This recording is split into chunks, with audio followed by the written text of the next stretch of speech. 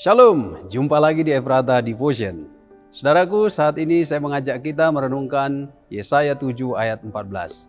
Saya akan membaca untuk kita, demikian firman Tuhan.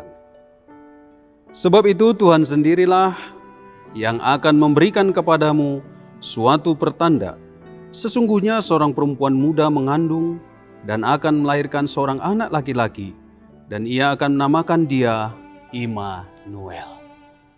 Saudara sekalian, salah satu gelar Yesus adalah Immanuel. Saudara, Immanuel adalah suatu gelar yang paling banyak dirujuk untuk menjadi nama bagi anak-anak orang Kristen. Immanuel artinya Allah beserta kita. Nah, untuk mengerti gelar ini, kita harus memahami latar belakang di dalamnya.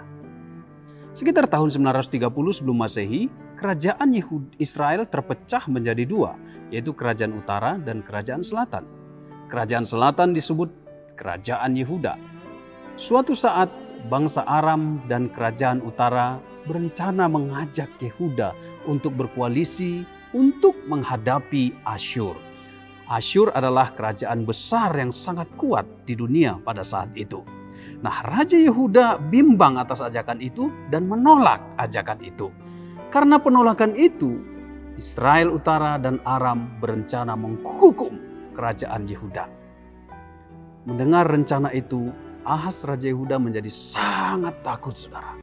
Ia membayangkan akan terjadi penghancuran bagi bangsanya. Dalam kondisi itulah, Nabi Yesaya diutus Tuhan untuk meyakinkan dia, gak usah takut bahwa kekuasaan musuh-musuhnya akan berakhir. Tapi tetap takut, saudara. Nah, untuk meyakinkan Ahaz, Nabi Yesaya mengatakan bahwa Tuhan akan memberi pertanda. Menurut Nabi Yesaya, dalam penglihatannya, ia melihat ada seorang anak darah yang akan melahirkan seorang bayi, dan bayi itu dinamakan Immanuel. Tuhan menyertai umatnya.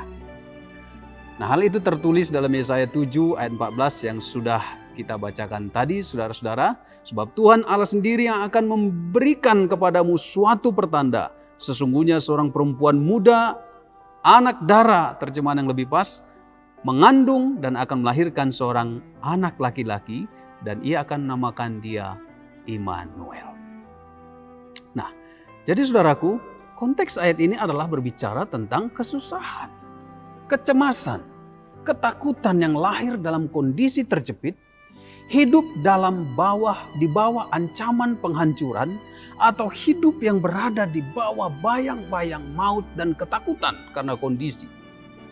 Sobat Efrata, apakah yang membuat saudara susah atau takut? Apakah saat ini saudara sedang berada dalam kondisi terjepit? Apakah kita sedang menghadapi sebuah dilema dalam hidup? Si malakama, dituruti mati ayah, tidak dituruti mati ibu. Memang dalam masa-masa seperti sekarang ini, ada banyak hal yang bisa saja menghimpit kehidupan kita. Banyak perusahaan persoalan yang bisa menjepit, mendera hidup. Ada yang berada di bawah bayang-bayang resesi, ancaman akan kehancuran usaha, keruntuhan ekonomi, dan lain-lain. Saudara bimbang memecat karyawan akan terus melanjutkan usaha. Dan itu adalah keputusan yang sangat sulit.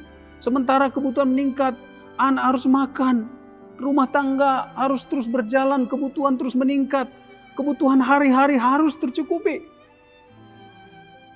Sobat Efrata, sebelum kita bertindak atau memutuskan sesuatu, datanglah pada Tuhan.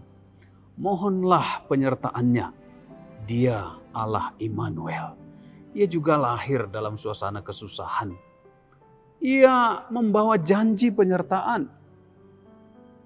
Dalam masa-masa susah ini, makna Immanuel kiranya terus kita hayati dalam hidup kita. Bahwa Tuhan menyertai. Tuhan menyertai. Saudara, menjelang akhir hidupnya, John Wesley berkata di tempat tidurnya, di atas segalanya, yang terbaik adalah bahwa Allah beserta kita. Saudara, apakah yang menjadi penderitaan dan kesusahan saudara? Tetap yang terbaik adalah bahwa Allah beserta kita. Oh, datanglah Immanuel,